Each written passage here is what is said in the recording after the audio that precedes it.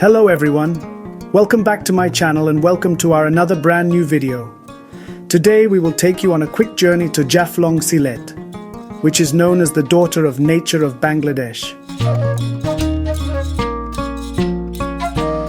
The natural beauty of Jaflong in Sylhet is truly awe-inspiring.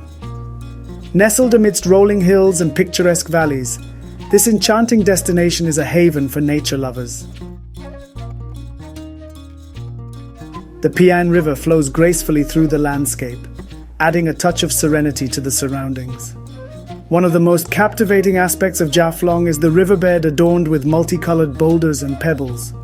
The crystal clear waters of the river gently caress these stones, creating a surreal and mesmerizing sight. It's a unique feature that sets Jaflong apart from other destinations, making it a photographer's paradise. The lush greenery that blankets the hills and valleys of Jaflong adds to its natural charm. The vibrant colors of the foliage create a vibrant and refreshing ambiance.